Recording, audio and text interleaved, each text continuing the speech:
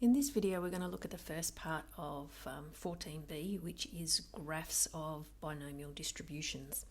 And so I'm going to start by looking at this distribution where we have a coin and we flip the coin once, twice, 3 times, 4 times. So we're flipping the coin 4 times.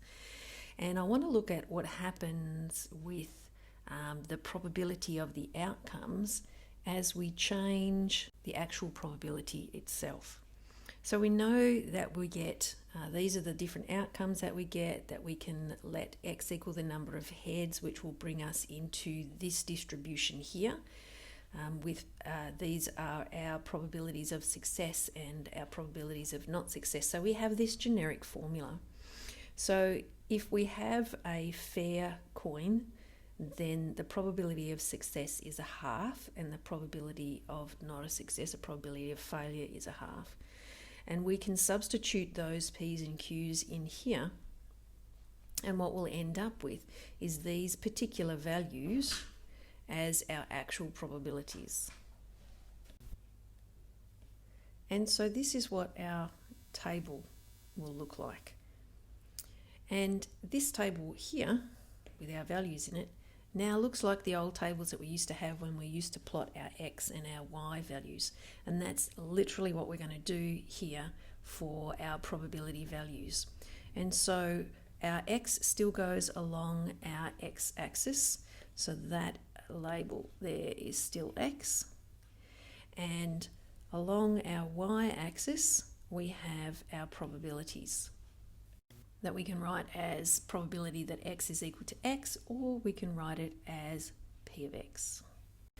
So I've gone ahead and made, using this Wolfram's demonstrations website. So if you Google Wolfram's demonstration binomial probability distributions, you'll be able to see this yourself and use this yourself. And I've gone ahead and you can see here that I have made our number of trials for, and our probability of success. I couldn't get it exactly at 0.5 because it's just a slider, but anyway, so 0.505 is close enough. And so our x value of 0 had a probability of 0.6, so you can see that there's a tiny little point here at roughly 0.6. For our x value of 1, so 1 tails, we get a probability of 0.25. For 2 tails, we get 0.375. For 3 tails, 0.25. And for 4 tails, 0.06. Now you'll notice that I haven't joined the dots together with a line. And the reason that I'm doing that is that that would indicate that there is a value of x here. A dot up here indicates that x exists, the value of x below it actually exists. And it doesn't, because we've got discrete values. And so our discrete probability distributions are normally shown as either just single dots, like we've got here, just the blue dots at the top, or they'll generally be shown as a column graph. You can see the blue lines here indicating that they're columns. And there's a little one there as well. So that's what it looks like for 4 trials with a probability of half. What does it look like if we change the probability? What would it look like if we were more likely to get a success or less likely to get a success? Let's have a look at those. So in this example here, you can see the results from our probability of being a half, our probability of success being a half. What if our probability of success was a quarter? Well, I went ahead and I did the calculations for it using our binomial PDF on the CAS calculator and got it to spit these things out for me. And you can see that the probabilities are definitely different. And because the possibility of success, the probability of success is much smaller, then you would be expecting to see not so many of them appearing in our trial of 4. And you can see that for x is equal to 0, 1 and 2, the values are much larger than for finding many more successes with 3 and 0.4. And again, we take those values and we plot them on our x-axis and our probability up here, and you can see that the shape of the graph has changed, that it's higher over this end than it is over this end. It kind of tails off here. And I know all the further people are screaming that it's skewed. We'll get there. Let's have a look at the other changes to P. If P becomes bigger, what's going to happen? What do you think will happen? Let's have a look. So here I've gone for a much bigger one, and I've gone for a decimal as well. So our probability of success is now 0.8. You can see it's 0.794 here, close enough. And I got Desmos website to spit this out for me so that that it was quick. And then I am just going to say, have a look at the values that we're getting here. Because we have a high probability of success, when we flip the coin 4 times, it's likely that we will get more heads than before. And you can see that the probability of getting 3 heads and 4 heads is much higher than the probability of getting 0. And when you look at the probability distribution graph, you can see that we have low levels here down for small x values and higher values up here for 3s and 4s. Is that what you thought would happen? Excellent. So this is the actual web page that I was using before, and I want to look at what happens to the shape of the graph when I change the value of P. As P gets bigger, what happens? So hopefully this will allow me to just do this. And so at the minute, the probability of success is 0.25, and I'm going to slide it upwards. And it's a little bit slow in responding. You can see that as it gets larger, the graph moves towards larger values, larger numbers of successes. And if I put it all the way up to the top, you can see that with a probability of 0.994, almost 1%, that you're going to get a head when you flip that coin. The most common response that we get is 10. And so you can see, don't move around in there, you can see as the probability changes, the shape of the graph changes. So in summary, what we've seen is as P gets larger, the number of successful trials increases. So you're getting more of those higher X values. The graph gets taller on the right-hand side here. So I've drawn a line to show the shape, but remember, for a binomial one, you should have a bar graph.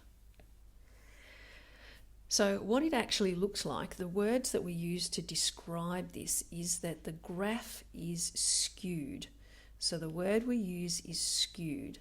And to describe the skew of the graph, what you actually need to look for is if the graph had started off being perfectly symmetrical, so a perfect shape like this, which side got grabbed and stretched out to make it into the shape that it is over here.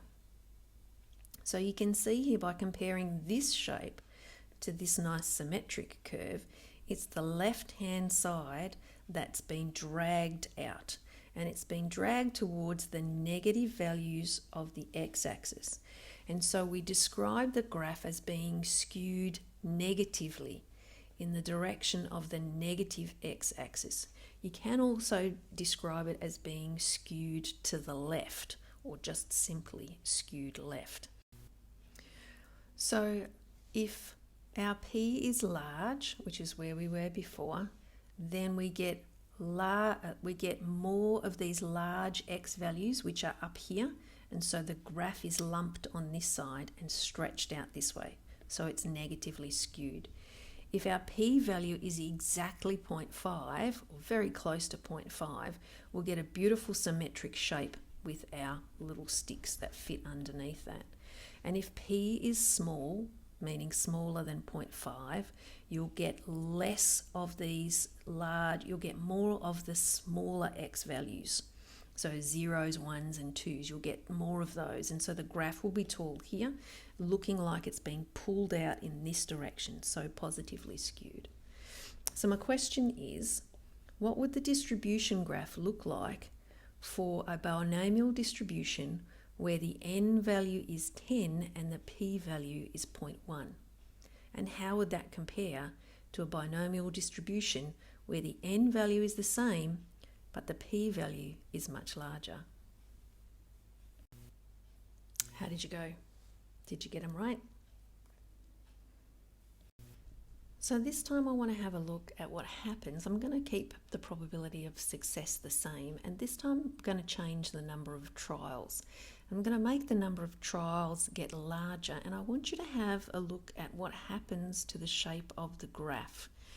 Okay, so currently that's what the graph looks like. We're at 10 trials. If I move it to 13, come on little dial, move.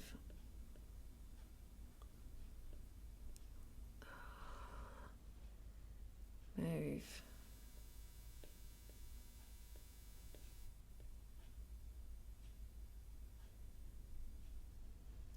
There's 21. Let's get it to move. 28.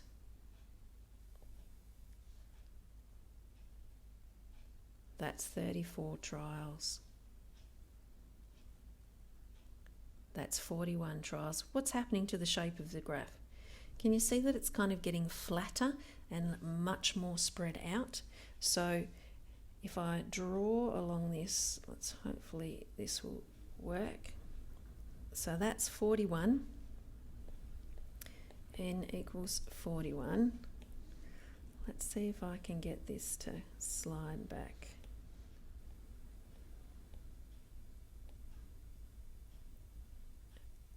Just move across. Nope, doesn't want to do it. There we go. 34, 30, 27, 24. Can you see that it's getting taller? Annoying thing. Maybe a good idea if you play with this yourself on your own screen. But you can see that that the probabilities are actually getting larger and less spread out, obviously, as the number of values along x here changes as well. So you'll notice that with this demonstration that whatever your number of trials is, that's what it sits here on the end. So of course now I've got a question for you. For the graph that's shown here, the best representation of its binomial distribution would be which one of these? Pause the video, have a think about it, and then we will have a look.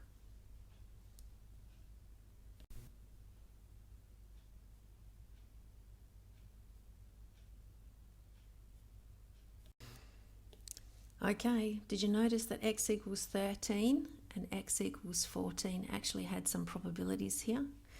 So that gets rid of our first couple in that list there.